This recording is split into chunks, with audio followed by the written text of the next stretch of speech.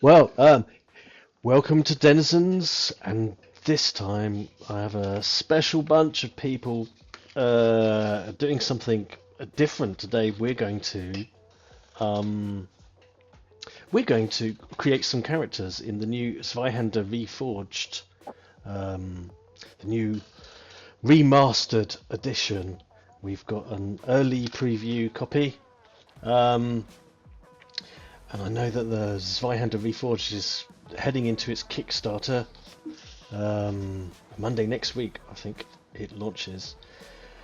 And we're going to have a crack at creating some characters in Zweihander Reforged. And I'm joined by, from parts of the Denizens world, we've got from Dunizens, Mr. Cornrow.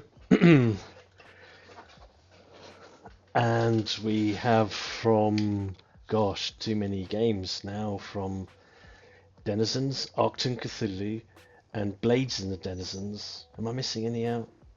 Yeah. Dunizens. Mm. We have Mr. Craig. Mr. Craig is with us. Hello. And Nick, who plays in everything. Dunizens, runs Alien, plays in Denizens, has Utterigna, and is in Blades in the Denizens and Arcton Denizens, and maybe we overdo All the the Zins. Denizens. We overdoing the Zins? No. No. No, don't even say that. Okay. We can never overdo the Denizens. Is with us to have a crack at this and enjoy rolling up a character, and we're also joined by the legend that is Ragrot, played by Pip. Look, complete with Ragrot coat. You have just levelled up in your corporate shilling skill. That complete going. Yes, so let's get started and take a look at Zweihander Reforged together. So you've got your character sheets freshly printed or delivered in the post by the Royal Mail, much to our surprise, on time, with no problems. Right, I'll just load. Right, here we go. Right, so yeah, if you want to open up the Your Life Path document and just have that to hand, we're going to start off just by having a look at the 9 truths as we set about creating a group of survivors, and finding out what they are like, what they have gone through that has led them to this point. Let us have a little look at the 9 truths. I'll start off in the grand tradition of starting off. In the world you know, it is a time in which humanity abounds. Retribution and violence are hallmarks of the world you live in. The stench of venality wafts from every cobbled street and gloomy hillside. You know little of the place beyond where you were raised, but have grown accustomed to this harsh reality. I'm just wondering what that reminds me of.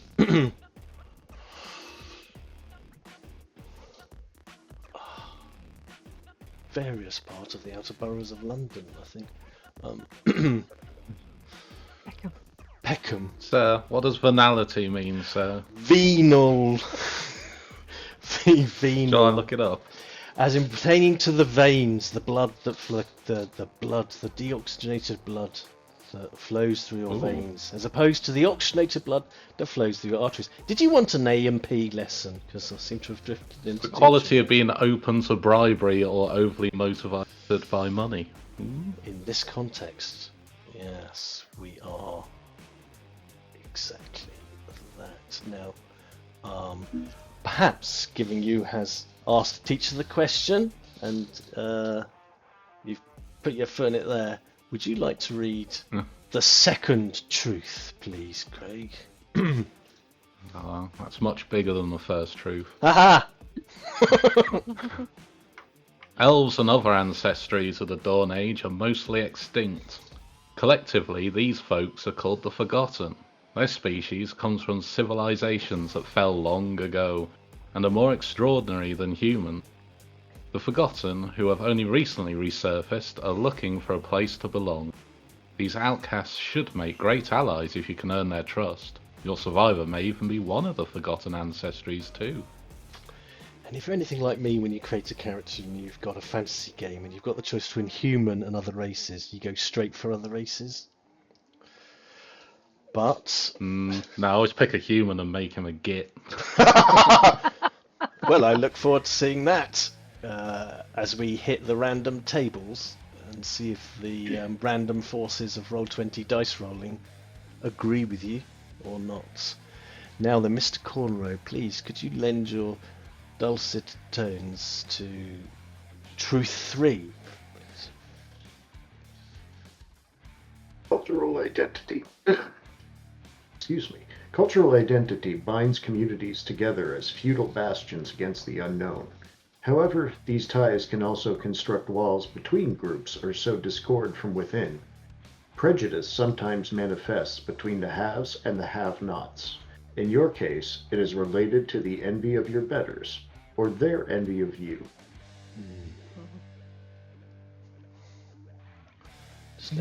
I think Cornrow should read everything. We're so used to hearing the American accent on all the TV. I'm like, wow, I'm watching a movie. It's a Canadian accent, which according to Japanese people or some Japanese people is much nicer. It is. It is. Don't tell.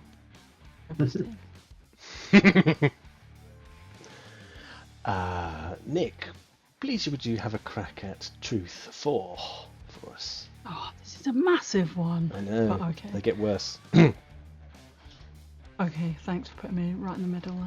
You pay healthy respect to superstitions and the gods, but fear their influence over the future. The three principal gods of humanity are the learner, the martyr, and the steward. Some pray for guidance from the custodian, the dying god who stands at the threshold of the well of souls. They even beseech forbidden gods like the crouching one for vengeance. But all recognise the Night Father's influence over fortune and misfortune. It is wiser to heed the gods rather than to deny their influence. Very nice. And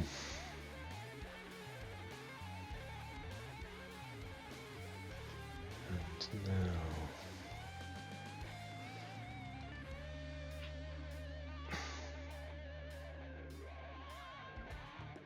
let us have a look at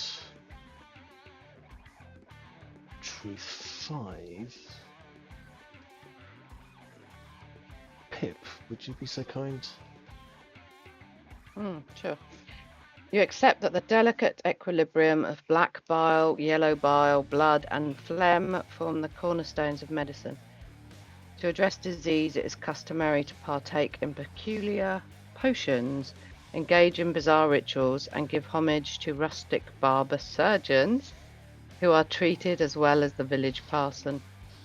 To pay tithe to these surgeons to treat your maladies and wounds, spiritual or otherwise. Seems somehow fitting that you, as a player of a barber surgeon in the previous edition, Yeah. should read that Good one. old barbers.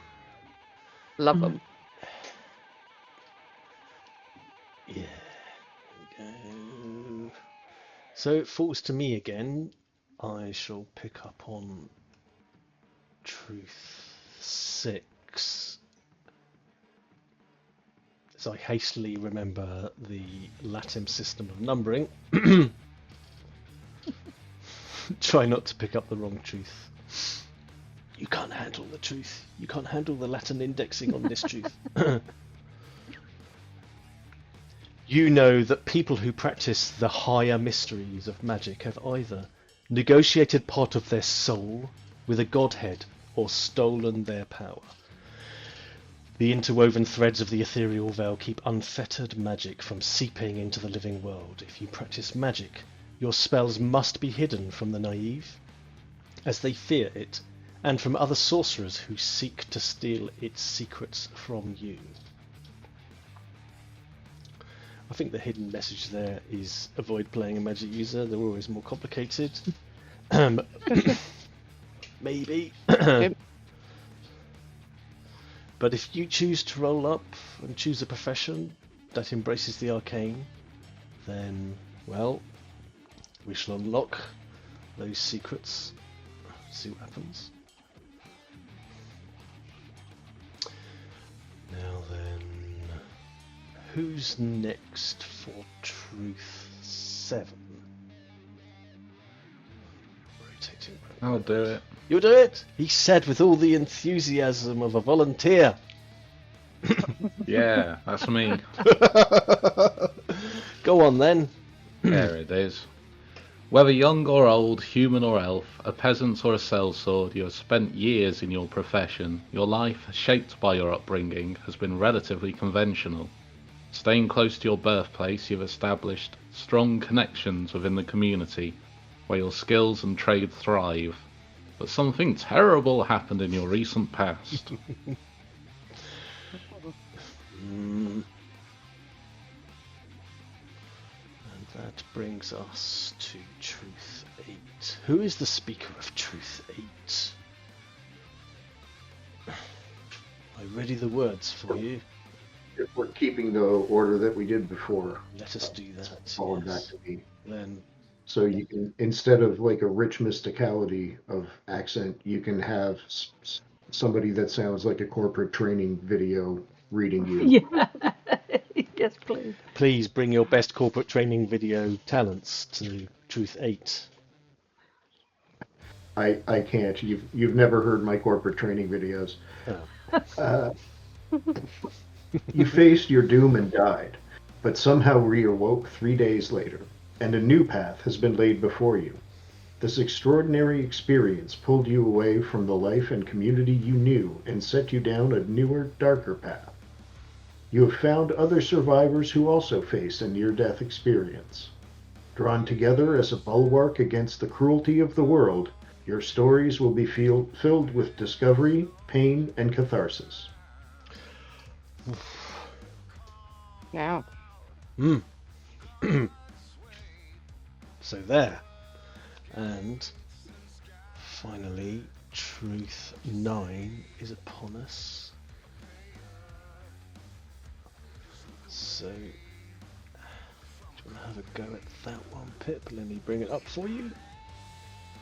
Me? Or Nick. Sorry, did I skip? Nick. One word each at a time. One word. Each one. Go one word at a time. It would be awful. Yeah, no, go on, Oh please, my Nick. God, can you imagine? No. No. Okay. As you embark on this new journey, you will be put into situations challenging your morals and beliefs.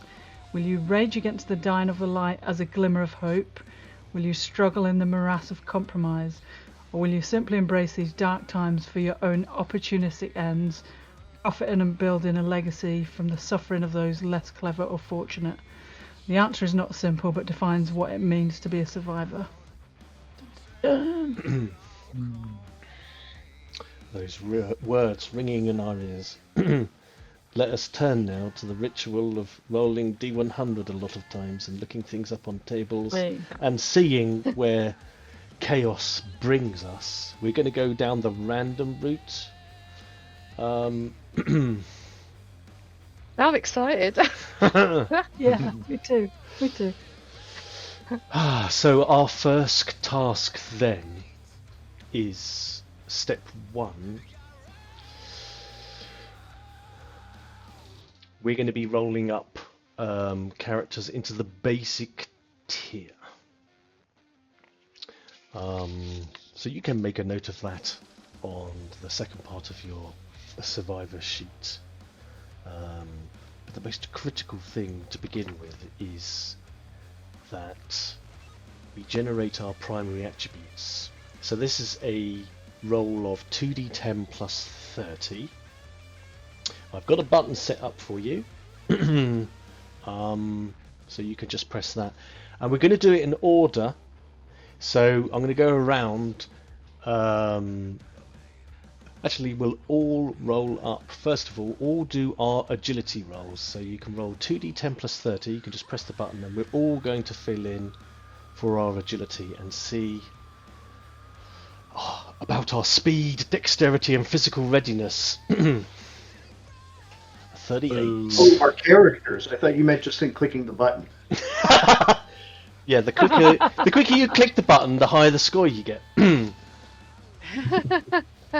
Should be done that way. Nice. Okay. So we're getting a range from 32 to 50 for the primary attribute. It's a D100 base system. It forms the basis of your skills. And you can fill in your raw agility in pencil, because you may need to adjust it. That you have. I don't have a pencil. Oh, no. Too late. Go and get a pencil. I found one. I found. Get a rubber as well. It wouldn't be a role-playing have a game rubber. if That's a someone step didn't too have a far. count sheet or dice or a pencil. I got I've got a biro. on it. You're on it. Hey, well done. Yes. Get your pencil. I got one. There, see. Right, yes. So Nice. Cornrow's got 38. Gray, you've got 34 for your agility. Pip, nice roll. 45. Nick, 42. Nice. I'll just show you again that one above the thing where we practiced it. Now you get why I was bummed that I rolled it before. Yeah, just 2 tens. Plus they. we had to test the Never button. again. It's always a sacrificial roll. I did, yeah. Okay. Yeah. It's always that one that's a brilliant score as well. It's Murphy's Law. Sacrificial one. Yeah, I think Roll20 knows that. This roll doesn't count, so it gives you a brilliant roll. Yeah. As soon as it counts, Yeah, it just lure you in. gives you a crit fail. Bombs. Right, let's all roll for our brawn then. Same again. Nice. Okay. Oh, quickest off the mark there. Nick, you got another 42. Is this what's going to happen? You're just going to Good. roll all the same stats for everything. Craig, you've got a 36. I'd be happy with that as long as they didn't get slowly worse and worse. That'd be Yeah, fine. so fill those into your brawn primary attributes. Getting the swing of it now. So this is telling us about your durability, your endurance, your physical prowess of your characters, just in case you're confusing there. It's not how hard you press the button, is what score you get. And now let's see what the fates have for you in terms of combat. So same again, roll up your combat primary attributes. What have we got? A 40, a Whoa. 46! Nice. Currently winning the highest attribute roll. I had a 47. Did you get a 47? Oh, you did! Alright, I'm wrong. Yeah. Strike that from the record. Withdraw the medal. I'll get you next time, Cornrow. So we've done agility, brawn, combat. Now let's do fellowship. So this is your charisma, your likability, your social savvy. Not very likable. I'm a bit yuck. Not as yuck as Craig. Same. Yeah. Yes, Not the least. not the least yucky. No. Most yuck. Most yuck. Oh gosh, can't. Yeah. And then let's now that we'll just imagine Thank you. exactly what that means. The yuckiness degree. Intelligence is next. Oh, that's alright. There's my shit one. Brilliant. So this is your ability to learn, study facts, know things. I'm the most intelligent. Makes a change. Excellent. Scribble that in, and then we will see what kind of perceptive abilities you have. So perception is next. 43, 44, 42. I feel like I'm playing bingo. 40. House. So this is, a description of your senses, but also your ability to react. It has a role to play in initiative. You can't react if you can't see or sense what it is that you need to be ready for. I believe that's the kind of rationale.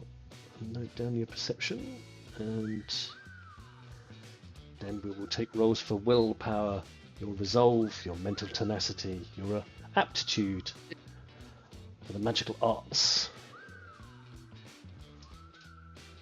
Not great. 36, 34, Same. 44, 35. So on those scores, we would tend to think if we were going for an optimized build that Cornrow, your survivor, might have more aptitude for magic.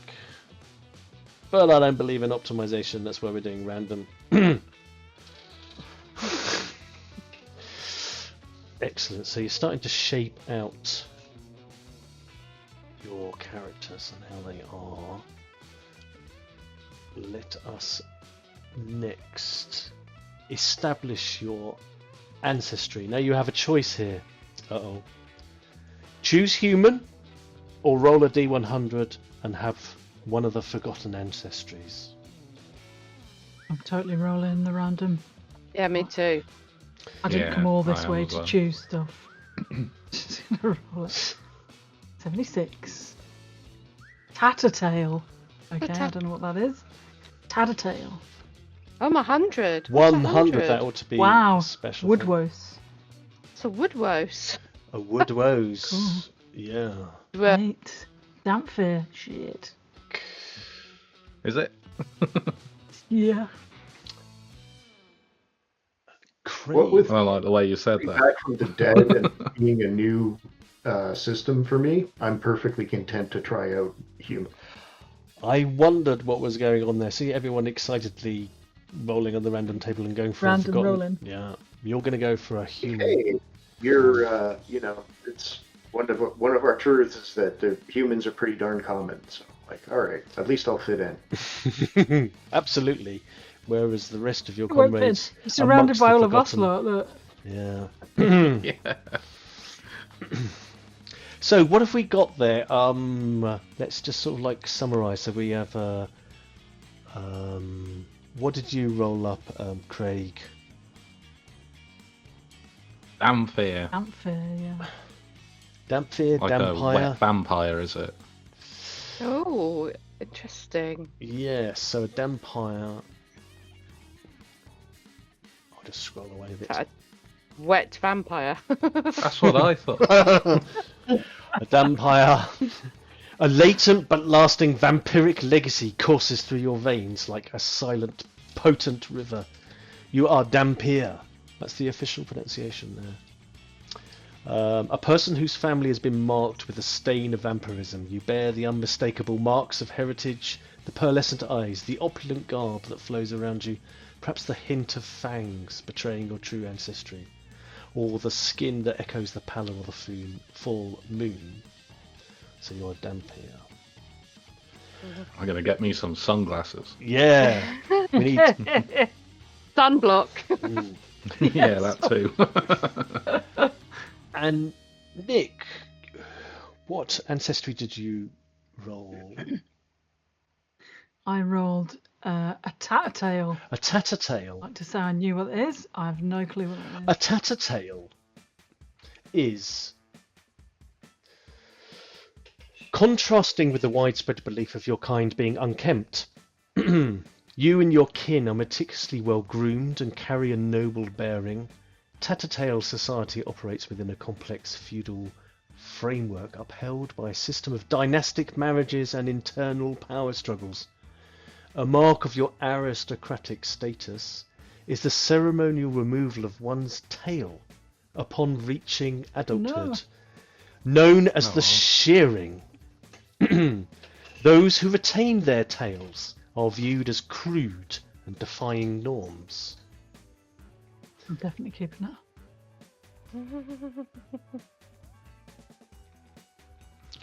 A Tattertail. Like a rat folk. It's a rat folk, right? I don't know. We don't have any pictures.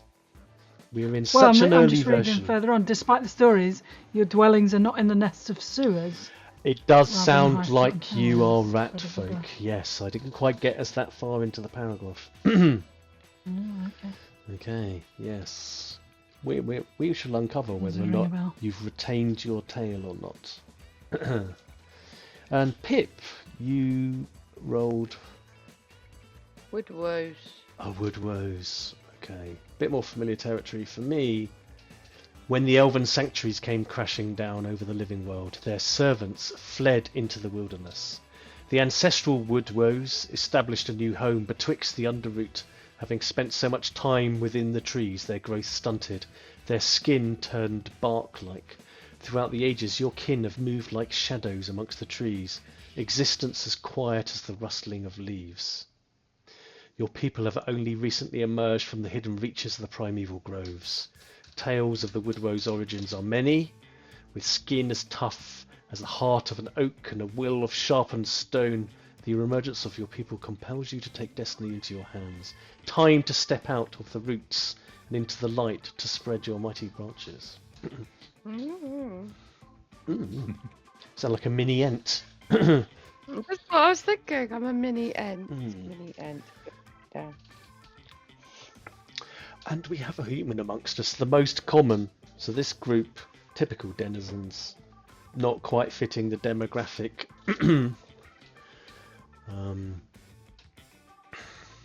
Somebody has to be there to talk to the authorities. Right? Absolutely. Yeah. I'm kind of human looking if I got my glasses on. You are humanesque. Yes, certainly. But Humanish. humanish. In the Dawn era, your forebears, vainglorious nature, brought about a time of suffering where they tried to exert their power over the gods, but failed. The arrogance of humankind led to the expulsion from the heavenly garden, and humans were made mortal. However, they wasted no time following their banishment. Your people revere thinkers, tricksters, priests, charlatans, politicians, and provocateurs alike. Humanity foists arts, gods, and languages upon each other, while simultaneously fetishizing the cultural practices of others. It assimilates into its own. Not much has changed, I get the feeling, in the 21st century, really. But you are destined to leave your mark on the world. If not, an epitaph on your gravestone that honours your deeds in life will suffice. Now you're going to roll up an ancestral talent. So if you seek through your life path document, let's all roll D100 and find out what our ancestral talents are. If you haven't already.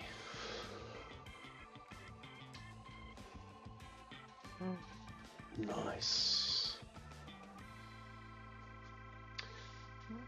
20. 1 foot in the grave. Oh, that sounds. You Victor Mildrew. Is that what?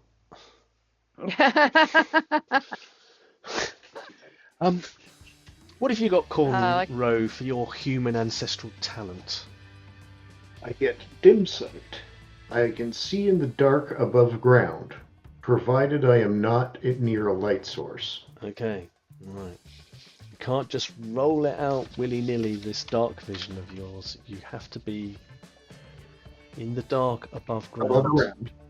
And away from a light source, a near light source. Yes, so... I hope that means that I can't see. I hope that means I still can see when I'm near a light source. I think so. I just think it means that you can't leverage the dim sight in particular. Gotcha. So yes, you can mark that on the back sheet, in where the box where it says ancestral, professional, and general talents. You get to unlock that now, and record that you have dim sight. How did you get on, Craig, with your Dampier? Aura of fear. Playing into your stereotype. Yes, tell me about Aura of Fear. Whenever you roll a critical success with a skill test, one foe becomes stressed. So yeah, I'm going to go around stressing people out. Oh my god, and yeah, that is nice. You know... You're successfully rolling up that git you wanted. Yeah! Yeah. I can't escape it. Pop that into the ancestral traits then, that you have that ability, an ancestral talent Okey-dokey. that's unlocked. And tell me, oh Tattertail, what your ancestral talent is. Mine is Shadow Diplomacy. Spend 1 hour and roll a persuasion test to captivate someone. If it's a foe, gain an assist die. You can compel them to carry out one command, barring that doesn't require them to bring harm to another. I think that means I can't include getting them to hit somebody else, maybe. This can be used once every 24 hours. You also ignore the effects of all mental-based peril. What? So I can hang around with the scary Dampier because I aren't scared of him at all. That is nice. Ignore the effects of all mental-based peril. It's pretty pokey. Hell yeah. Excellent. So was that Shadow Diplomacy, did you say? Yeah. Excellent.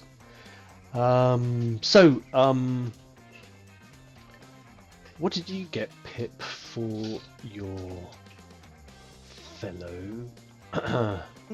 Your 1 foot in the ground.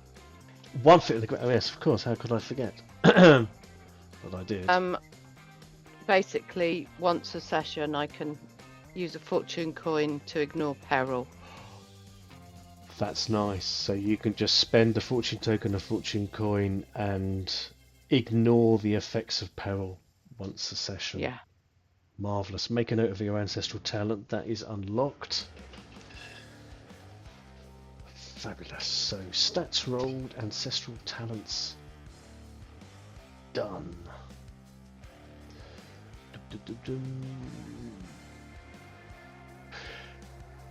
Now, if you're human, you automatically speak 2 different human tongues.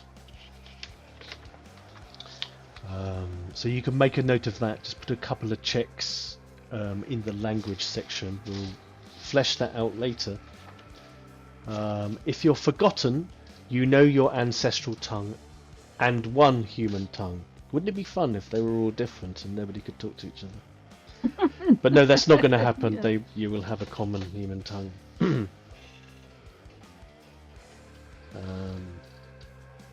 Just write down like common human tongue, or is there? That there are many kinds, I'm given to understand, but I don't have the full details of the world lore yet to be able to unfold that for you. But just check off that you know 2 human languages. And let's see what unfolds next. So we're going to move into the next step. Let's shape up what you look like a bit more. So you can pick whether you want to play, what gender you want to play. And then we can all roll D100 to see what kind of stature you have.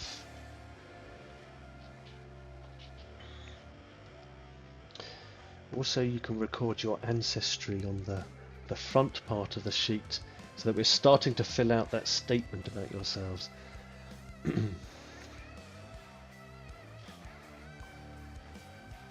So roll 1 for stature. Roll 1 for stature. Yeah. Short. You're short. You're a short Tattertail, short. which kind of fits. I'm also short. You are a short Dampier. Oh. Yeah, so you can record that in the stature as well. Bite your legs off. Oh. A tall, small Ent. So Doesn't it? You're like Groot. yeah, Yeah. Groot. yeah, within the spectrum of heights appropriate to your ancestry of being a Woes, you are on the taller side. Okay. Nice. And how did you get on, Cornrow? 28. You're also short. On the shorter side of being a human. Real short. Yeah. And then you can do your build. Again, another D100 and determine how well built you are. God. Slender. Frail. I'm fat. No.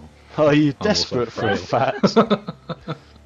I was hoping for it. Hoping for fat. I think it's on the list. Oh, stouts, yeah. Stout. Never mind. Yes, more politically sensitive term.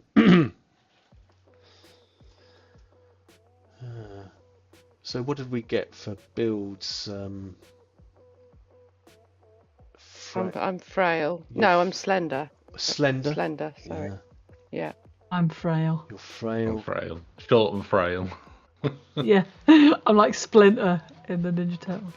A bit old. Well, I don't know if I'm old yet. And how about your human, Cornrow? They're short and average. Short and average, nondescript. You will blend seamlessly. And then you get to take a distinguishing mark. Another D100. Yeah. 15. And tell me what you get. We'll start I got a colored glass eye that I can change out. Oh, you're Columbo! Oh, awesome. How many color options does it come with? That is cool, though. Quite like the idea of that. I've got a glowing head. What? It says subtle, near imperceptible glow in the centre of my forehead. Wow. So I'm not like a bright light or anything, but I have a subtle, Nearly glowing. imperceptible glow in the centre of your forehead. Just God. to draw attention away from the rest of your pallid skin and your near fang. Yeah. fangs. And my white eyes. Yeah. How about you, Nick? I have a noticeable limp from an old war wound. Blimey. All adds flavour and character.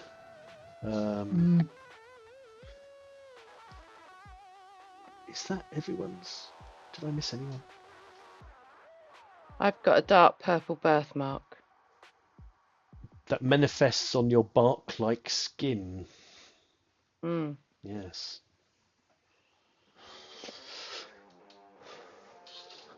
Awesome. Now, despite your ancestry, the caste you were born into informs, your speech patterns, your mannerisms, your style, sort of informs your culture. We're going to roll up your social class. So you roll D100s. Us? Tell me what you get. Lowborn. 11 silver pieces to your name. Commoner. 22 for you. Double the money of the lowborn over there. Money bags. What else have we got? Yeah, I got bottom of the lowborn. 5 out of 100. Oof. A short, frail, poor people over here. So we got commoners and lowborn. Yeah. Yeah. Nobody hit aristocrat. Okay. No. So lowborn, from morning to night, your days were spent labouring. You'd likely work 6 days a week, only special holy days providing respite. You lived in constant deference, humble in spirit but hearty in lifeblood for what meagre riches your family could afford. Your family was a pragmatic lot unburdened by formal education. As the lowborns, the commoners amongst us, you grew up in a family that broke free from the feudal order. Member of the burgeoning middle class, the rise of commercial growth in townships and cities provided you with one freedom the lowborn lacked. Twice as much money. And the ability to forge your own life without the protection of the aristocracy.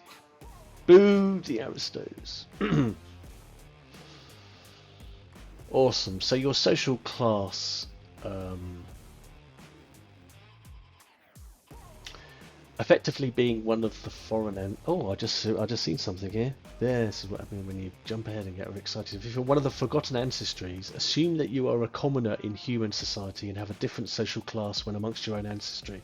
So take what you rolled as your ancestral social class dynamic and amongst humans you're effectively treated as a commoner. Nice. If you're interacting someone of the same social class as you, using your fellowship-based skills, you gain an assist die. Which means that when you roll your skill, you're rolling on D%, but if you get an assist die, you get to roll another D10 and swap that out if it's better than your original roll. Now let's find out a bit more about your life. Toiling away initially. D100, let's find out about your upbringing.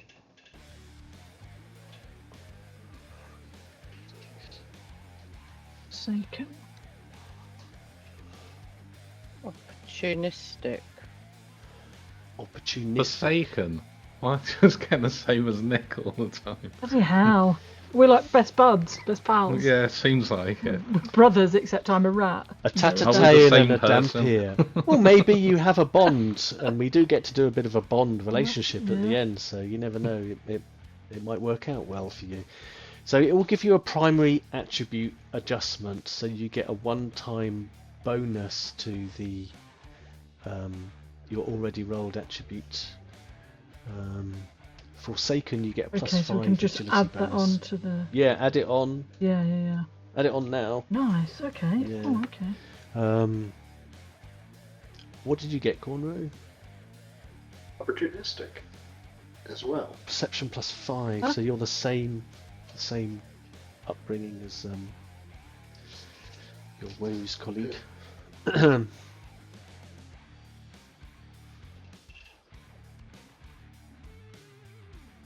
Yes. Forsaken, so raised out of the common society, little chance to integrate until now. Maybe growing up on the streets, raised amongst wolves, quite fancy that. Or you're the last scion of a house. You've learned to avoid danger and know where to look for it. Those of you who are opportunistic, raised to take advantage of every situation. You've had to be underhanded to get what you need. You've learned that most folk are just another angle. A bit conniving from the sounds of it. You've learned to understand others' intentions and see between truth and lies. Truth and lies. Now then, we get to the nitty gritty. We're going to have a look at your professions, and you're going to reference your upbringing. So you need to find the table that's relevant to your upbringing. You're going to roll D100 3 times. So maybe if we do this in turn, so there isn't a flurry of D100s and trying to find out which one was yours. And you're going to generate 3 different professions and pick the one that speaks the most to you, what you most fancy.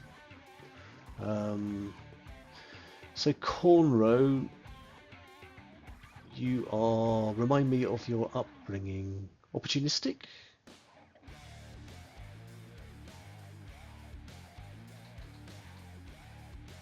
Is that right? Sorry? You've got an opportunistic upbringing. Is that right? Correct. Yes. Right, yes. So roll a D100 3 times and let's see what professions are offered to you by the hands of fate and the tiny cubes of randomness. Who's got 2 same? Oh, let's have a re-roll on that last one then and generate something There we different. go. Yeah, okay, so what do we get? Burglar. Is one possibility. And then you've got what? Gambler. And smuggler. I feel like smuggler is lining up best with my attributes. Okay, if you head over to chapter 4 professions, you can go and have a look at that profession. I've got them in alphabetical order, so you went over in the relevant document. You can just pop that open and it's a bit easier to find your profession and have a little look at that. And as you mull that over and have a little look, let's turn to Craig. You're We're in Forsaken? trouble, Nick. I've had a look at the list. What have you... I've not done it yet, but here we go. Oh. So I can be a blasphemer, a pugilist, Mm. or an old believer. So Old Believer is an arcane. It's got the plus next to it, so you know you're going to get magic with that. That could be quite good for a vampy type. Could be. Just the idea of you being a blasphemer, though. Don't know. Tickles my fancy. Pugilist we've had before, but have a Yeah. little wander through chapter 4 and have a look at those professions and see what. Do a little due diligence and research. Alright, I'll have a quick look. Have a look, see what you fancy. Nick, how about you roll a d100 and let's have a look and see what you get. Get a 37. Get a 37. What's that? It's the wrong- Gong farmer. Farmer. Bong. What are you doing? Farm gongs. Farm gongs. Let's see. Yeah. 94. A wrestler. Whoa. A tiny old limping wrestler. Gorgeous grappler. Mortician. 48. Hedgewise. What? Oh no, 48. That's hedgewise. Oh, hedgewise. That's also another arcane magical Okay. Or profession. beggar. A beggar. You filthy Oh my beggar. God. Tattletale. Wow. You lurch out of the sewers just to beg off people. A smelly beggar with your tail on.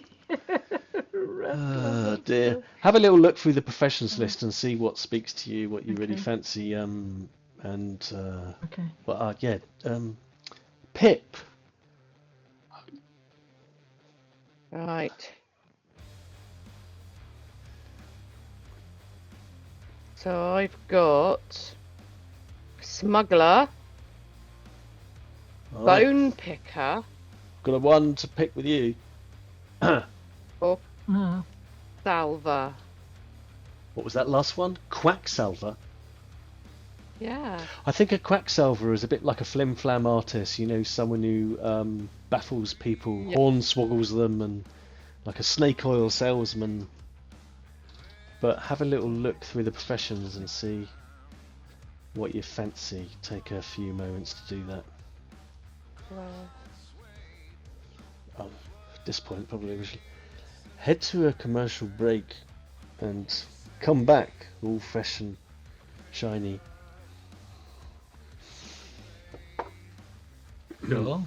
I'm always up for more drinks. All A drinks. gong farmer is someone who digs out the latrines. Brilliant. Wow. Digs out the cesspits, so... Oh, okay. Sounds malodorous. yeah. Are we ready to restart? Yep. Yeah. Brilliant. You're looking very intent at something there, Mr. Craig. You're staring Yeah. at a catalogue for I'm Timu. trying to find out if the vampires are vampires from birth or whether they get turned into them. Oh. Any clues in the ancestry description, or is it suitably nebulous? Yep. Says both. Oh, so you could choose. You could be turned Dampier or born Dampier. Pretty much, yeah. Nice.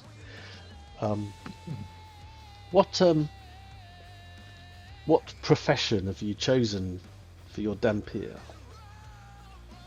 Blasphemer. Oh, of course, a blasphemer. Professional. Why blasphemer? I think it suits him good, especially if he's a person who got turned into a vampire partway through. It makes sense that his view of the gods would suddenly take a turn for the worse, I think. Excellent. So, as a blasphemer, it outlines for you in that sort of little skill block there the various abilities that we're going to unlock for you at the end, various skill ranks. In the basic tier you get access to each of those 6 skill ranks: awareness, craft, folklore, insight, persuasion and resolve. And then you get to unlock various talents, and as you progress through the tiers, and as you earn RP, so you move from one profession to another, and you unlock more talents and secondary attribute modifiers, which improve your application of skills. So a Dampier Blasphemer. I love the sound of me. it. Yes. Defiant of the gods. I like the sound of. Yeah. I like the sound of godless conviction. I'm looking forward to getting there. Me too. Now, Cornrow, for your human, what did you go for in the end, profession wise? I'm enjoying the smuggler. The smuggler. I think, yeah. I'm a smuggler too. Oh, controversy. Could be smuggling. Sorry? We can be smuggling buddies. Yeah. Muggle buddies. We could be like a duo, maybe. Yeah. Or we could be in competition. Yeah. You could be rivals. Who knows? I think there's an explicit piece of mechanic for that at some point, right? Yeah. So what attracted you to the smuggler, Cornrow? Like no matter where you go, you know practically every crime syndicate and seedy tavern. You may traffic in illegal and stolen wares such as dangerous animals, illicit arms, and poisons, but never people. After all, black market goods sell for high profits. So it seems to have plenty of opportunity for how he got himself into this situation where he died and Absolutely, where he had his, has to with his brush with death. and yeah, the brush with death, and I think it matches up with his attributes well, in sense that he's got a good sense of he's got a good mix of perception, fellowship, and brawn. So I think that carries through. It fits well. Ooh. You need a lot of brawn to carry, just physically transport all of these nefarious goods. So. Absolutely. So you can complete if you haven't already, pop your profession into the little description on the front sheet, and we know, what abilities you're going to unlock. Now then, tell me what attracted you, Pip, and your wood woes, to being a smuggler as well. Well, the other two that I rolled didn't particularly appeal to me. That was the first thing, because I got Bone Picker, which basically means you just go over the dead people and collect up all the stuff, which we all tend to do anyway. Yeah, fair. A Quacksalver, which basically means you just make up potions for people's ills and woes and don't really do anything, but you get money for it. But then people end up chasing you because you've made stuff up and you haven't really cured anyone. Yeah. And then I looked at the smuggler and I thought, well, that, like Cornrow said, that sounds actually quite useful because you can, get useful things like arms and poisons. Also, like everyone, all the contacts. people. Yeah. The downside of it is obviously is that you quite often on the run from your past, and you can get irrational and paranoid, which sounds quite fun to say, quite frankly. So that's kind of why I chose that one. And given that it turns out that you and Cornrow have selected the same, now you always have the option to switch out, but it sounds like there might be some good opportunities to either be rivals or have been rivals or know each other. So it gives us some opportunities really to bring you together in a way. Yeah, I mean, I think we could we start off as rivals, but then, as we play, obviously we've got a lot in common. And like the overlap of our knowledge would make almost like 100% coverage smuggling world. Sort of thing. Maybe we were rounded up and executed in the same enforcement action. Well, let's see we'll see what the brush with death brings you. You never know. Having the same as someone else, but if it bothers you, Cornrow, I don't mind changing out.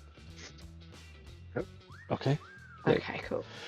And we also need to sort of like mulligan your ancestral trait because we rolled that up on the wrong tables and you re-rolled on the Woodwoes table. What did you get for that?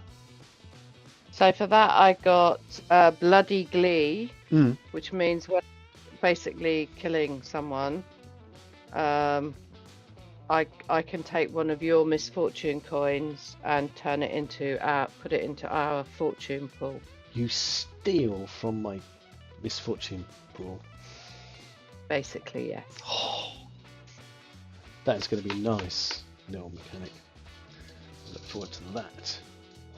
And Nick, for your Tattertail, what did you end up leaning towards in terms of a profession? Well, much as I love the idea of a rat that is a wrestler, it's also a really small, frail rat with a limp. I think I'm going to stay away from the hedgewise. I don't want to go into all the magic stuff just yet. Okay. So that leaves me the beggar, beggar gives me lots of cool things like disguise, stealth, thievery, all the sneaky stuff. The only thing I would want to do is maybe change out. I get a general talent. It sounds really cool, supernatural paranoia, which is let me read it again. Scroll. Supernatural paranoia is when stressed, frightened, or terrified, temporarily add +3 to your initiative value and flip to succeed to resist horror. But I have got the ancestral talent that means I don't get any peril stressed. So I don't think I could use that. Yeah, well, we could look at If I could switch out that. look at switching out a general talent that fits better and doesn't clash with the ancestry. That's easy enough to do. We can negotiate that'd that. be cool. Yeah. Brilliant. Okay. I'll take the beggar. Doesn't sound as cool as a wrestler, but does give me all the sneaky around stuff. Absolutely. And people often overlook the beggar, which means that you can be in places and be less observed. And marvellous. So everyone's profession locked in. You're now going to derive some of your secondary attributes on the character sheet in step 7. So the secondary attribute at this stage at the basic tier is fairly simple. It's just the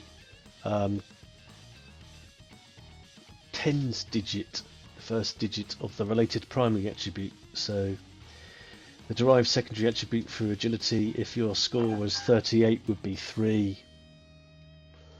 4 if you had a 40. Can I just ask you before we do that, when you take your profession gives you a primary attribute adjustment. Is it worth putting that on first?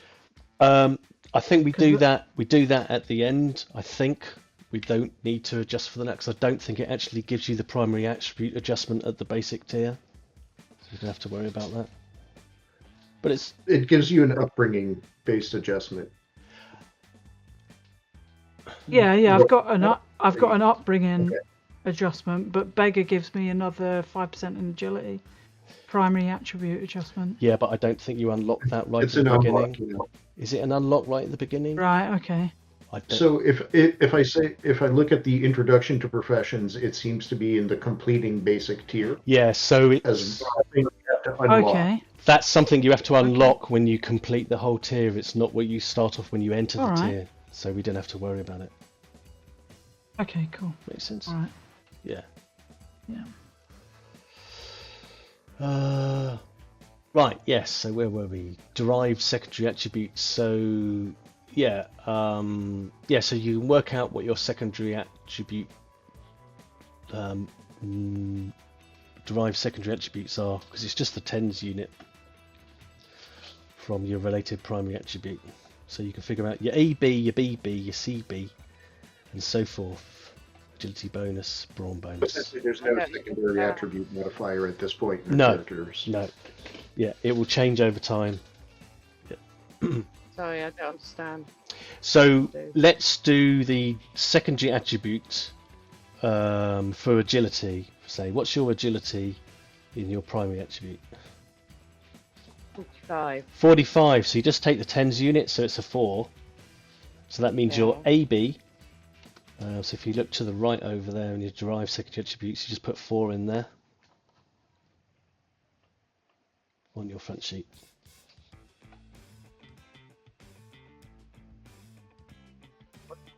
Okay, over where it says AB. Okay. Yeah, that's it. Yeah. And you do that for each one, if that makes sense. Okay. Cool.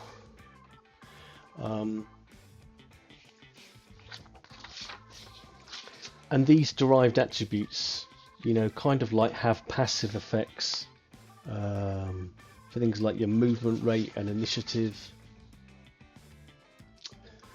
And we're about to do those in the next step.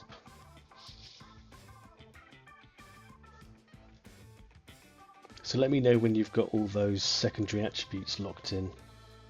Give me a thumbs up or... Yep, I've done those. Yeah, I'm done. Yeah, I'm done. Excellent, excellent.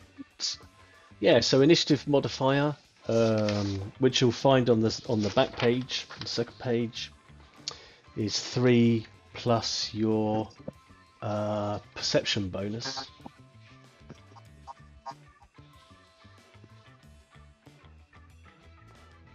And your movement rate is 3 plus your agility bonus.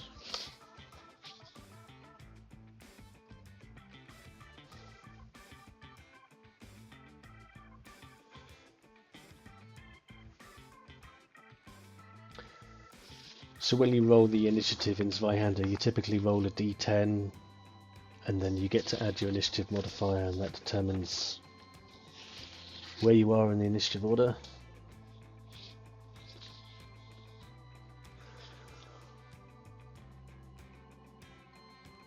And then we're going to carry on the second page and just lock in some more of these important bits of info.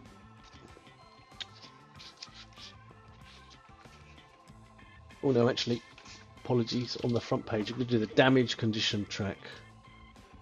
And the peril condition track. Do we get to do the thresholds? Let's see what it says.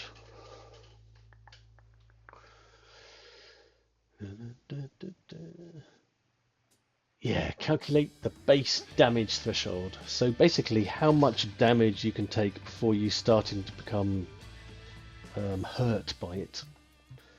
And the peril is sort of like the mental equivalent, how much terror and stress and horror you can take before you start to become affected by it mentally. So we do the damage threshold first. It is your brawn bonus, plus you'll also get a modifier for any armor, so you can just start the sum off. What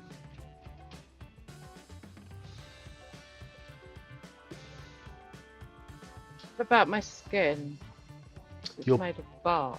Yeah, your barky skin, I don't think the ancestral modifier table gave you any damage threshold bonus though, so it's more flavour than giving you a mechanical advantage, I think. Sadly, you're a birch.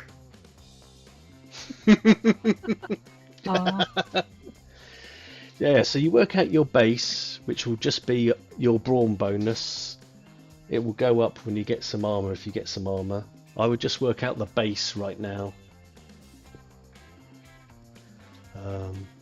And then you'll have a +6, a +12 and a +8.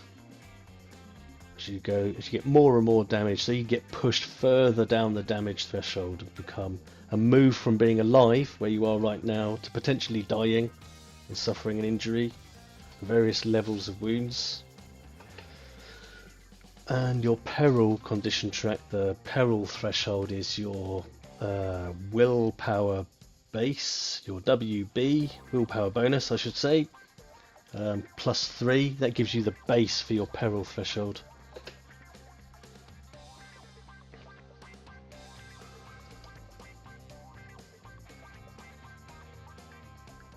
Yeah, you start off the picture of health if terrible things happen around you. Spells and other sort of like effects can make you stressed and frightened.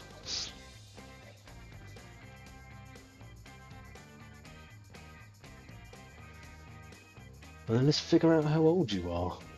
Roll a D100 on the age table and flesh out a bit more of what you like. Oh. Ooh. Wow. Oh. What did we get? I got Wow. adult. Okay, an adult rat tattletale. Hmm. Okay, and how about for you, Cornrow? What did you get? I turned up young. You're young. Okay. And what about the Dampier? You're mute. I'm adult. You're adult.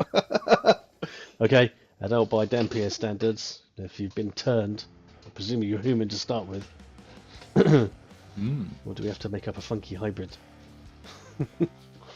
And how about for our woodwows? Oh, I seem to have lost Pip for a moment. It's either that or she's holding very still for a very long time. I've got the dancing blue squares for Pip. Okay, give her a second to hop back in. Hey, Oh, you're there back. we I don't know what happened. My internet just died. Oh, I was asking you what you got in terms of your age. That's all, and you're in a great pose. I won't edit that I'm out. young. You're young. Okay, a young woodwows. Yeah. So we have to imagine, these are just age categories, and they vary according to the natural sort of lifespan, I guess, of the ancestry. But it gives you a sort of like flavour of where you are, age-wise. Now then, here, let's find out what your brush with death was. What was your near-death experience? We all get to roll a D100 in step 12 and figure out why it is that how we killed you before we even played the game, as far as I can work out. This Traveler is famous as a game where you can die during character creation. We've trumped that with the game where you do die. Yeah, one up on the Traveller system. I do like that character creation system too as well. It's a lot of fun. Right, okay. So Nick, you rolled what, 57? What does that tell us about your brush with death?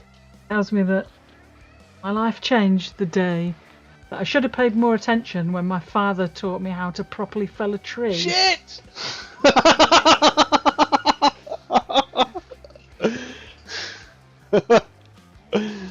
Okay. Somehow we have to make sense of that and sort of like weave it into how that works for a tattletale beggar. Yeah, it doesn't have a dad. There's a lot of gnawing involved. It must have been, right? Okay. Awesome. Maybe instead of rat people, you like beaver people. Yeah, great big buck teeth. Yeah, maybe you're a slight offshoot of that ancestry. I love it. How did you get on, Cornrow, for your brush with death? As the snare tightened around my leg and the world went dark, I knew I had made a mistake. Leaves it plenty of open for you to for us to sort of like flesh out those sort of like details. I feel a flashback coming on with that one for sure. What about our Dampier friend? What did you get? A whisper from my family's crypt nearly bound my soul to its residence. Reapy and somehow fitting. Yeah. Works with your inherited, your thrust upon ancestry, I think. Yeah. What about our Woodwoes? A decrepit stagecoach made me its unwilling passenger to the underworld. Does that mean made it? Okay, so you got run over. I suppose you could interpret it a number of ways. You could interpret that any way you like, really. Yeah, I guess they're sort of like written so as to give you as much leverage and for us to sort of like weave in what happened in that crush of death as much as possible. Just for a crazy moment there, I was thinking, given that you're a Woodrose and have bark of skin, that you might have been turned into part of the carriage, but I don't think so. Or somehow I'm picturing myself in a runaway, decrepit stagecoach that ends up flying off a cliff. You were having a nap and mistaken for firewood. or a tree and it ran into you and then hurtled off the cliff, taking you with it. All kinds of things. So I think we've got everyone's brush with death there. We now get to see what your first scar is. So your first trauma, it might be a physical impairment, it might be an emotional wound, but already this game's character creation system has killed us and traumatized us, so we're well ahead of the game here. Other game systems take note. D100 roll, let's give ourselves some traumas. 100, that's got to be the worst, surely. It's the first time I've rolled something above 10 this session. It's generally good to roll low in Zweihander though, so. What have we got? I've been traumatized by foreigners.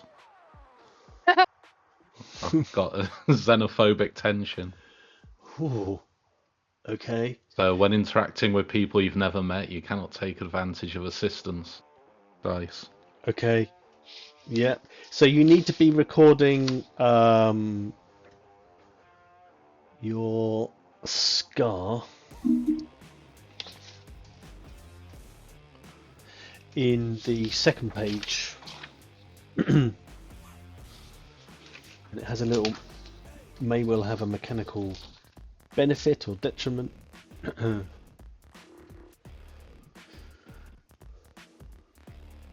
100. When interacting with people you've never met, you cannot take advantage of assistance dice. Okay, you're just too petrified by people you don't know, by strangers, to take or on at least any very of those. tense. Very tense, yeah. That gives some wonderful opportunities, role-playing opportunities, as we explore the world, and you're just constantly stressed by meeting new people. I can relate with that. Yeah, I know what you mean. I know what you mean. Nick, what did you get for a scar? I got muted pain. Increase the duration of all injuries you suffer by 6 days. I heal up really slowly. Oh, bummer. Increase the duration of all injuries you suffer by 6 days. And then, Cornrow, what did you land with? I got King's Disease. Permanently reduce your brawn. What's the BB? Brawn. Your brawn bonus? Brawn bonus by 1. Ugh. So you've got some kind of affliction. A sort of like a. It sounds like a kind of like wasting affliction or something like that. That's made you less hearty. Yeah, so you're going to need to adjust your derived secondary attribute.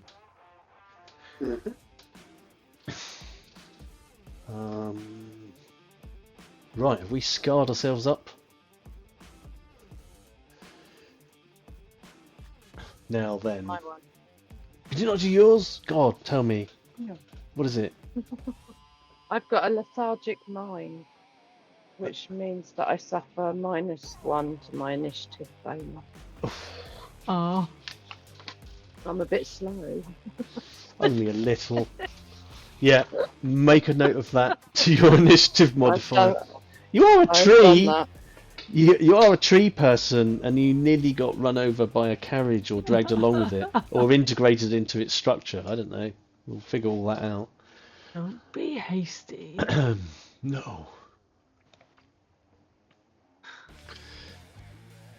Now, we've got our brush with death. We've got our traumas and scars. Still more to find out about what this means.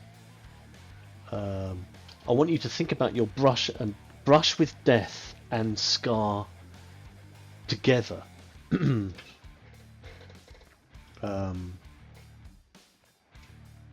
If you had a memento, a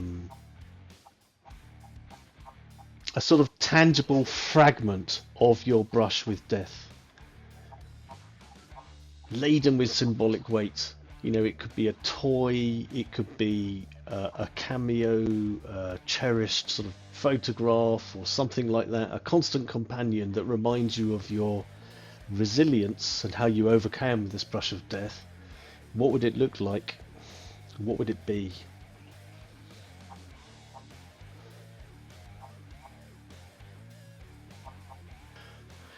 Yeah, so we're thinking about our mementos. Oh yeah. Thinking about your brush with death and your scar.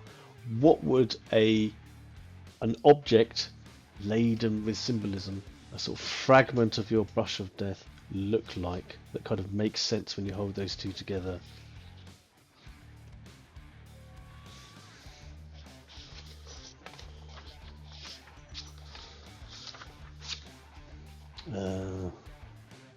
Is anyone coming up with some ideas already? Yeah. Yeah, go on then. What do they call those rings with like the big seal on the front? Signet I ring. can't quite get the signet. That's the one. Yeah, it's Yeah. a signet ring with a withered finger in it. There we go. Oh, nice. So whenever you're in a scene in the game that relates to your brush with death, you can hold on to your memento, you know, or sort of like bring it to bear and ignore whatever penalties you might have at that time related to peril. Nice. And I can use it to point at people as well. Indeed. Excellent. So you can note down your memento. There's a section for it. Somewhere. Oh, and the signet ring has got the family crest on it, of course. Of course. Oh, yeah, it's got to all thematically line up. My brush with death involved the world going dark around me and getting caught in a snare. I think I might have been shot with an arrow at about the same time that I got caught in the snare. So would you have the arrowhead or just the snap? I was thinking the piece of the fletching. So Piece of the a feather fletching? from the. Yeah. Yeah. You know, maybe you would have that like, yeah, I mean, you could just have that as an amulet, or you could have it even stitched into your clothing or your hat, or you choose. I think as an amulet. I like it as or just as a pendant. Yeah, yeah. Yeah. Excellent. Nice one. So whenever you're in a scene that relates to your brush with death, that will help you stave off the terror. Sounds like a light bulb going off, that blip blip of yours, Pip. I don't know what it is. I'm sorry. It's alright. I'll ignore it. I'll edit that bit out. Nick, how did you get on? What are you thinking about for your memento? Well, I'm thinking that my brush with death is that should have paid more attention when my father was teaching me how to fell a tree. God, yes. I think that I've got this limp and this you know, inability to heal up quickly from probably getting slightly crushed with a tree. Mm. Probably when my dad got completely crushed with a tree, Mm. I would have something of my dad's, like, you know, maybe, or just seeing what, like, old-fashioned, because I could say I had his woodcutter's axe, but then I think it's cheeky to have, like, an actual weapon.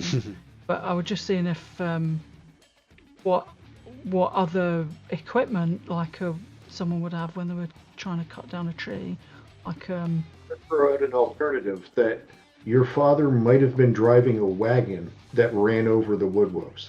I was just thinking that. Or he might have been trying to chop bits off me to stick in his stupid. Oh, yeah? Like, it might have been a Yeah. fight between your father and the woodwose. Yeah. And you just fell on him. Or your great grandma fell on him. Your great grandma woodwose. But it sounds like you're leaning towards some kind of mementos of your father's, you know, from this day. It doesn't necessarily, you know, it just has to be from your father at that day. It doesn't have to be Yeah. woodcutter So, related. yeah, It could, something. Oh, but yeah, something that he would have had on him. yeah, Let's say a flask. Then yeah. he His had a flask. favourite hip flask flask. that he The could only have. thing that wasn't crushed under the tree.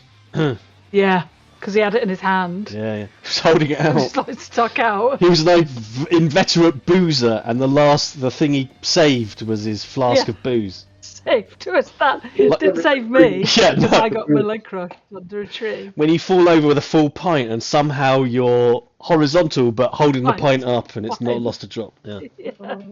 That was me Yeah, in yeah, college. awesome. I cracked my ribs, but I didn't spill my pint. So. That makes you an honorary British person.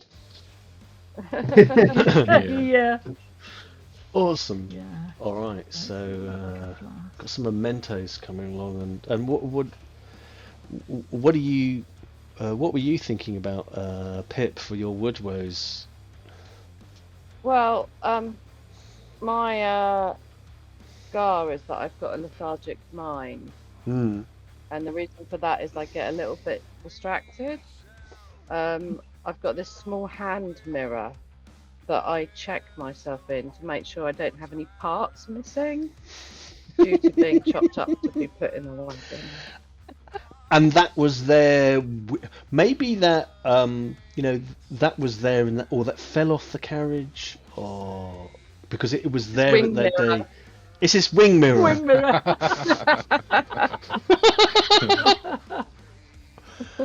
Oh, I love it. I love it. That's a lot of fun. Okay. Now, in the wake of your death and recovery therefrom, you gain two distinctive personality traits, wildly different. A tragic flaw and an inner strength, both for you to bring to bear in scenes. You may well get some benefits from either of them. Let's see what you get. D100 again for everybody, and let's create a tragic flaw and see what we can make out of that.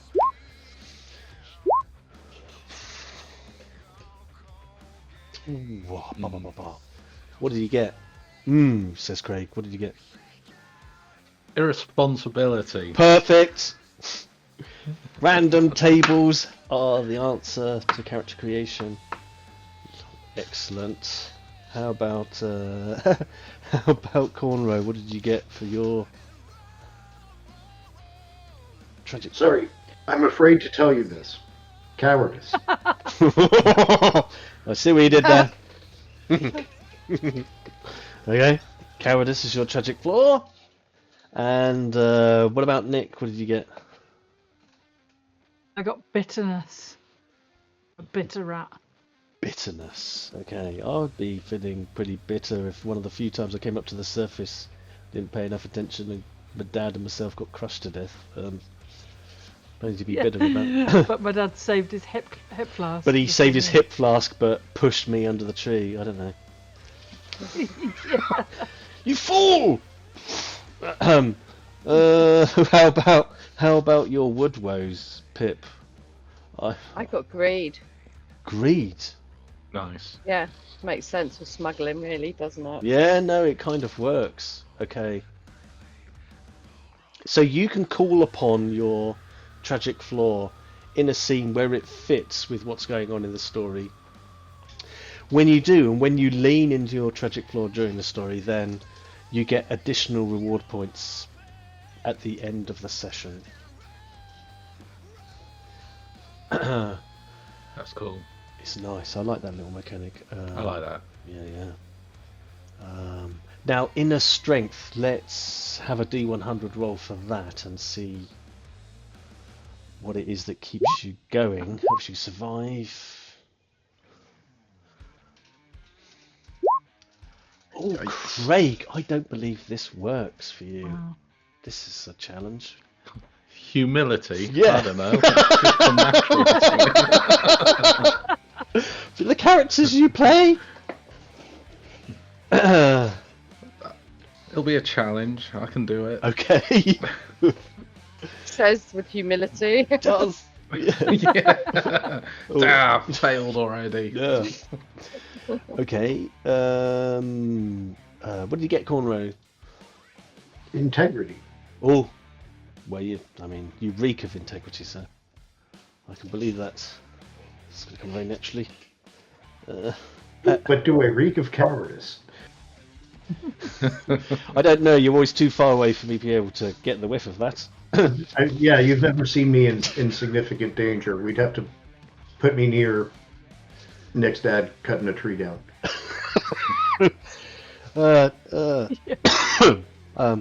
Nick, what did you get? I got empathy. Empathy. How does a tatter-tailed rat folk manifest its empathy? I look forward to seeing you roll. It just says "ah" when somebody gets hurt. Ah, for you. And Pip's Woodrose. Got enthusiasm. Enthusiasm. Yeah. You could do that. All right. You don't get anything for manifesting now in character creation. I'm sorry. Oh. Oh, poor Pip. Oh, sorry. Yeah. God, I hate this game already. Stop it. Oh, I love being enthusiastic. Enthusiastic greed. Yeah, give me the money. Yeah. So you get to call upon your inner strength in a scene again where it makes sense, and you get additional reward points at the end of the session. So I guess they're front and center on your character sheet. You're always going to be looking as whether you can role play into your tragic flaw and inner strength when you've got scenes where it really sort of like fits. Nice. I really like that addition. Yeah. Now then, here we go. It's the tricky bit. You need a name. Hopefully you've got a bit more of an idea for yourself. And then we have to form a bond.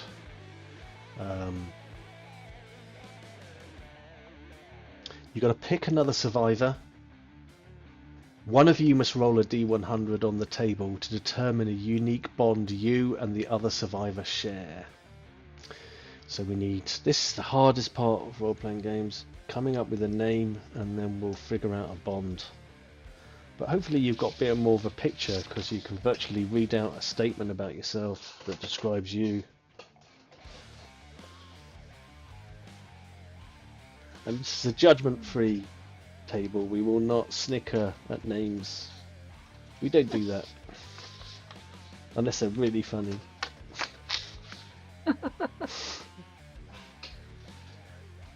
Is anyone getting a sense for a name for their character?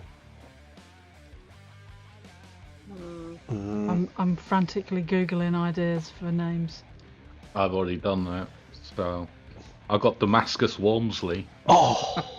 Yes! Boom! Damascus Walmsley. He exudes style And humility. humility. Yeah. I love him. Yeah, I want to see him come alive in a game now. Yeah. Old Damascus. Anyone else coming up with something? I've got one. Yeah, go on. My rat is called Towie Towie. Ah, it's a Towie bit of Towie. a Kiwi. Kiwi. It's a Filipino forest rat. Towie Towie. Perfect. If in doubt, pro tip: look up the name for whatever you are in another language. Boom. As my dwarf in Middle Earth was called Nayan. It took someone quite a while to realise that is the French for dwarf.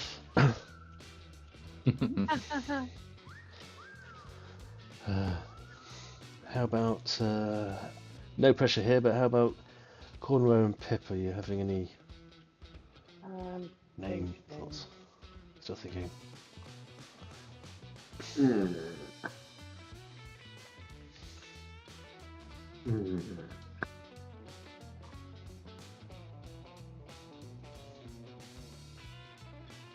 Whack out a bond while you're thinking. Yeah, why not? Who are you going to bond with?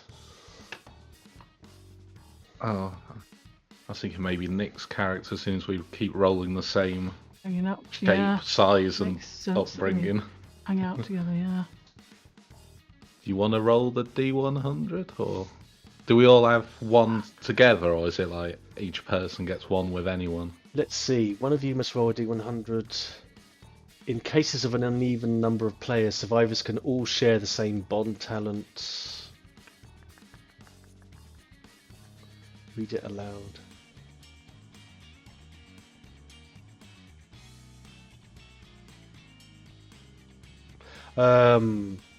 I think the most straightforward thing is sort of like to pair you up. Yeah. Yeah. Wow, Go on, roll the everyone dice. loves Roll it rolling and dice. read it. Go on. You wanna... Nah, you do it. Go on. I'll do it. Any excuse to roll another dice. 56. Linked by prophecy. Oh, Prophecy has Yikes. bound your destiny together, granting you glimpses of potential futures. Whenever your bonded survivor is moved to dying or exhausted during a fight scene, you gain 3 action points that must be immediately spent. You must be able to see one another to use this. ooh. Cool, okay. So somehow That is the cool. Tattertail and the Dampier, Damascus Wormsley and Towie Towie are Towie Towie, yeah. bound by the weaves of fate. I like that one. As long as you're in sight of each other, if one or the other of you become exhausted or close to dying, the other one gets 3 action points to do something about it. Run away! Run away! Maximum move with all 3 APs, please. Thank you. Sprint. or revenge, or healing, Yeah. or just wailing a song. I'll Despair. play you a tune. Play you a tune of despair. Oh, poor you. You're gonna Oh die. no. Okay. I probably deserved it.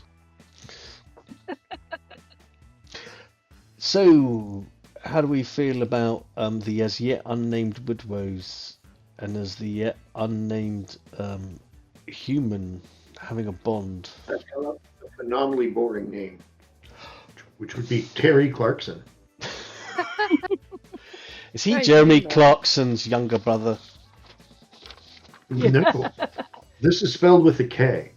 That's how you make it a classic fantasy name. Actually, yes, this is Terry. Sorry, I should have led with that. Terry Clarkson with a K. Yeah, well, no, and possibly an accent, maybe over the I of the Terry, because of course it wouldn't have a Y. I don't know, but yeah, I can do an umlaut on the O. yeah, that's how we do The it. old man. metal umlaut. Yeah, and any joy with your Woodwoes now? Yeah, so I'm going to be called. My surname is going to be Tasakara. Come on, you can't just dangle that name in front of us without giving us its provenance. It's basically Punjabi for smuggler. Cool. Nice. Brilliant. So your surname is Tessakara. And I can't. Yeah. And I think my first name's going to be Ivy, Ivy Tessakara. which is English for Ivy. And it links with my kind of woody background. So Ivy Excellent. Tasakara. I like it. I see what you've done there. So who wants to roll the Bond talent? Please feel free to do so, Cornrow. And then I can blame you when it's so good. Those 63. We'll see how this goes. What are you trying to predict him to do? Yeah. Oh no! Star-crossed lovers. I see what you did there. Right, 58. Linked by prophecy. Oh, do we want the That's same linked by one? prophecy as well. Oh, is that the same one? Different one. Yeah. Oh, we did. We rolled the same Different one. one. Yeah, roll again. Could we roll again? Yeah, go on. 10. Come on, what's that? better. What's that? Scroll. Bound by magic. Oh, bound by magic. Enhancing Okay. your occult If powers. If But we ever neither develop of you are magical abilities, neither of you are spellcasters, so we can't use that, can we? So No. we've got the drama. Third roll. Third time lucky or unfortunate. Come on. 90. 90, wow. Surely you can use this. 90. Magic Magic. survivors. you can shield each other from mental anguish. That's cool. When you fail to resist becoming stressed, frightened, or terrified, your bonded survivor who can see you may re-roll resolve using their abilities, but you must accept the results of the re-roll. Reroll. They can reroll for you. Right. This kind So of we big each other up when things are going to shit. yeah, soothe each other, buoy each other up. Close your eyes. Don't look at that. But it means You you've got can some do- shared experiences there as well. I wonder what those are and how those link up. Can those be the commonalities of smugglers and what we know of the smuggling life and that we've bonded over that? We've bonded over the shared experiences we have from our lifetimes in this new death state. Yeah, that makes sense. Yeah, I love that. We've bonded in this new death state over our shared experiences when alive. Lots of room to maneuver there and sort of like think about what that means. You know, Yeah. plenty of you to have chewed over about your disastrous experiences and traumatic experiences as sort of like smugglers and have bonded over. Implies you know each other pretty well. Okay. Now then, we're going to head over. You're going to head over to your section of the professions, and you are going to. Now, you should have unlocked your ancestral talent, your bond talent. You just did that. You're going to unlock the professional talent for your profession, and all of the 6 skill ranks. So those ones that you unlock, you get immediately. Will get a plus 10% bonus, so they will go up from their base chance. So if I give you, for example, athletics is based on brawn. If you're getting an unlocked skill rank in that, then that means that athletics will be whatever your brawn percentage is plus 10, and you can unlock all those skill ranks.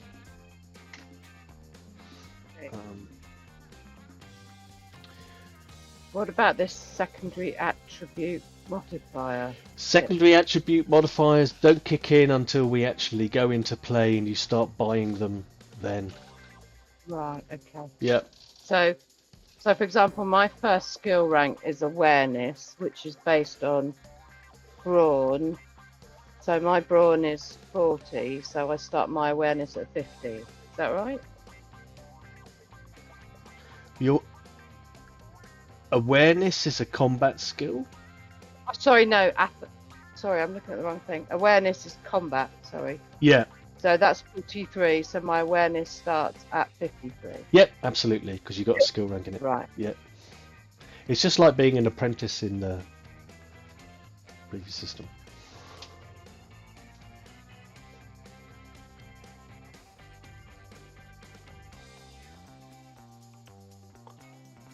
And then we get to unlock the professional or talent associated with your profession as well. Make a note of that. Has anyone got any funky ones to share? Godless conviction. Tell me about godless conviction, because it's something I espouse to in my everyday life, but what does it mean? I don't know. Where do I find out? Ah, okay, yes, so that professional talents.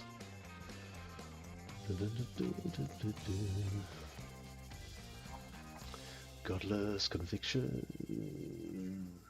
Oh, I found it. Oh, you beat me. You flip to succeed skill test to resist all magic, and it's considered a critical success. What, You may, eh? you also automatically resist petty spells cast by those who use divine magic. Nice. So yeah, skill tests in Zweihander, it's a D100, so you have a target number and you've got to roll under it on D percentiles. Flip to succeed means that you can just switch the tens of the units over and take the ones that are best, give you the best result. Okay. Cool. Yes, nice. And and when you flip to succeed, it's considered a crit, which means that it will be even more effective, gives you some kind of advantage. And you can automatically resist low-level petty spells from divine casters. Wow, that's pretty pokey. Yeah, it's in the talents that you get your sort of signature features. What about you, Pip? What did you get for a professional talent? First blood. Oh, that sounds like your Rambo. What's going on? It says, I just found it in general talents. Yeah. Yeah. It's a smuggler talent. When a fight scene begins, immediately take a free turn. Oh my god. Wow. That is cool. So I get an initiative before anything happens. And that's what Cornrow, yes, what you get as well, right? So you two are going to get the jump in every single fight. I don't want to be there. That's so cool. And what's the professional talent for your beggar? So I get a talent called Beggar's Ball. When you fail guile or thievery tests, you may re-roll it, or accept the results, and ignore the peril condition track penalties associated with these two skills. Oh, that is nice. So even in the face of stress and pressure and duress, guile and thievery ignores those penalties, and you get a free re-roll if you fail either of them. Yeah. That is nice. Yeah. Those general talents, do they unlock later on? Yes, there are more talents that you get to unlock, absolutely, and you can pick them from the general talents. But would we do that now, or is that later? Oh, let me just read through. So you have unlocked your ancestral and bond. You've got your professional talent. You've unlocked all your skill ranks. You will then need to look at. You then get to unlock a general talent. Right. From your profession's ability table, and that's in chapter 5.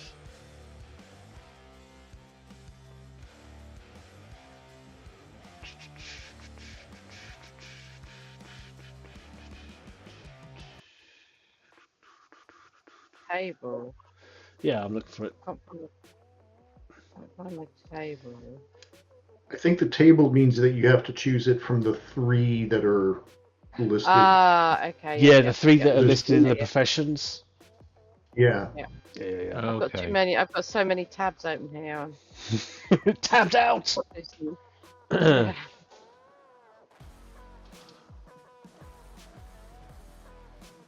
Yeah, I'll be interested to know what you pick.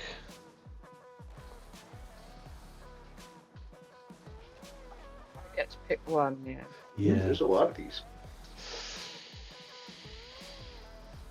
The agony of choice. Sometimes, my new strategy for rolling up characters when I'm presented a lot of choice. Go for the first one, fuck it. And roll with it and see what One that happens. just sounds. Yeah. Yeah, well, the one that's got the coolest name. Yeah. I picked the one that sounds funniest. Oh, come on. Yeah. Have you already got one then? Indifference. You never become stressed. Nice. Yes, we've come across indifference before. I've got streetwise. Hide. When attempting to hide in urban areas or find specific urban locations, Yeah. gain an assist die. Ooh. I like the I'm sound going to of take that. light sleep. Light sleep. So that means... Ooh, not... I only need to sleep 4 hours to recover on the peril track, Nice. and I automatically wake up when there's danger nearby. That is so handy. How many times have we been in situations where shit's gone down because we were trying to do a long rest? Not in this game, not with you. Not with Terry Clarkson. I got it. I've got your name With a locked in K. already. With a K, yeah. Nice. Well, you can go and raid the equipment cupboard, and you get to choose your starting equipment from your upbringing. So for the Forsaken, you get a melee and a ranged weapon of your choice, and hide armor. You'll want to note what the armor rating is, and going to adjust your damage threshold as a result of that. And for the Forsaken, for the Opportunistic, you get one melee, one ranged weapon of your choice, and hide armor also. So that's easy. We're all doing the same. You can then pick two tools that best fit your profession. You can use the equipment chapter to help you, but you can draw on what you think is relevant to your profession. Tools of the trade for the burglar, for the smuggler, for the the dampier is a... What's your profession again? You're a Blasphemer. blasphemer. What are the tools of the trade for a blasphemer? Megaphone and some insulting text.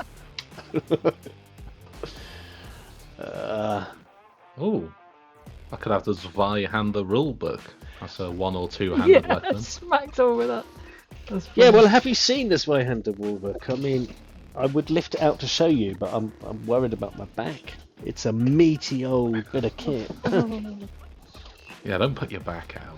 This Zweihander Reforged is slimmed right down. That's one of the rationales, that's one of the things they were going for, is to really slim it down, put it on a radical diet. But at the same time, a lot more professions, a lot more talents.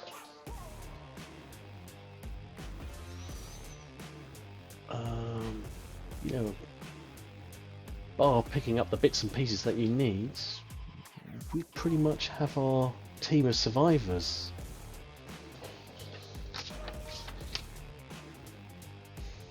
I'm wondering if we could maybe... Drawn to a stiletto. Stiletto. Yeah. If armor's hide. Is that hide or fur? Sorry, that's a stupid question. Hide. It's written right there. Yeah. And we put that on our damage threshold modifier, so we get a +1. Yep.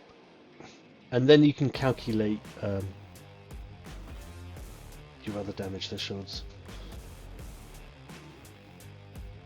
Because then you have your full base.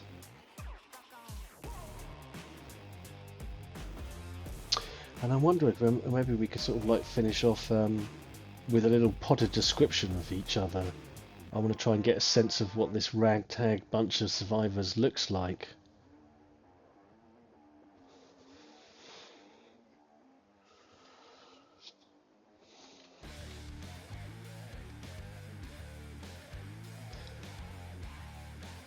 We've got Damascus Wormsley. Yeah, do you want me to read the thing? Yeah, go on, read the thing. My name is Damascus Wormsley, and I have spent most of my life as a blasphemer. I'm an adult male vampire, and was raised in a forsaken home of the low-born social class. When you see me, I am of a short stature with a frail build, and a subtle, near imperceptible glow in the centre of my forehead.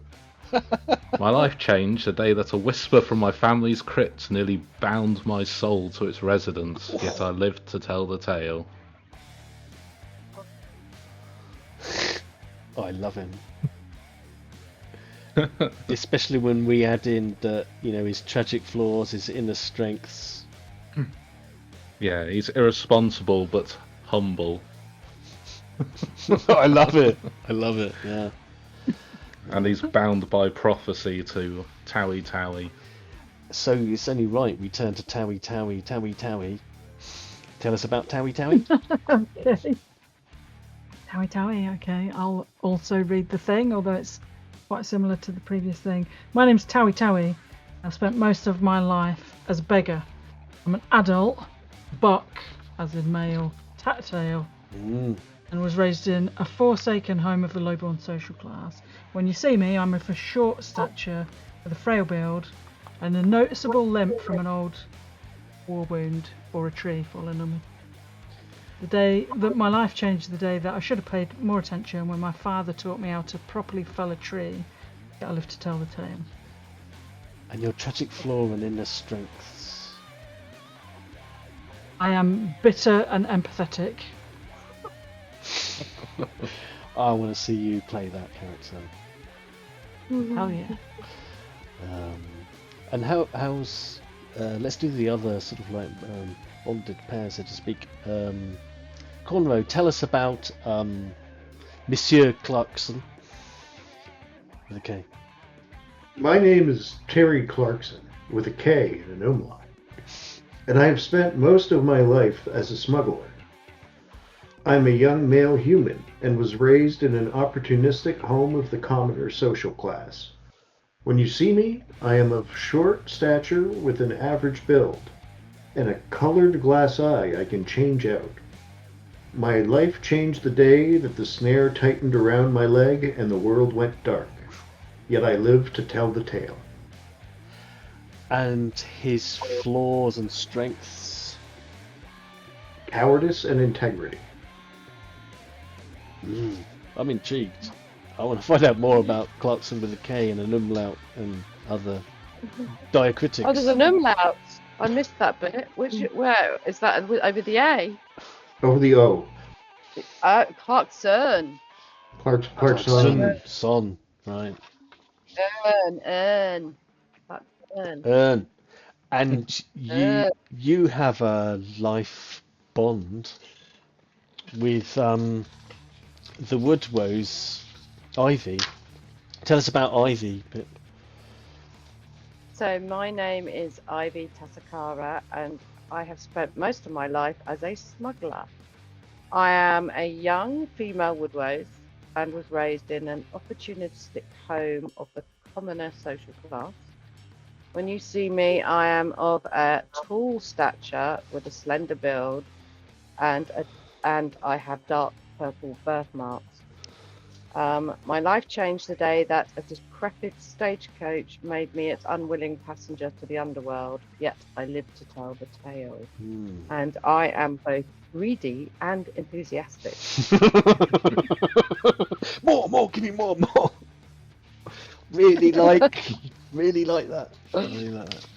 Excited! Yeah, cool. I love it.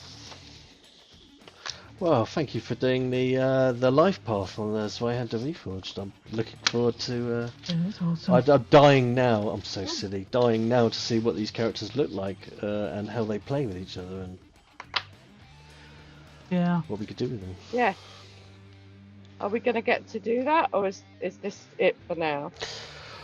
Well, never say never.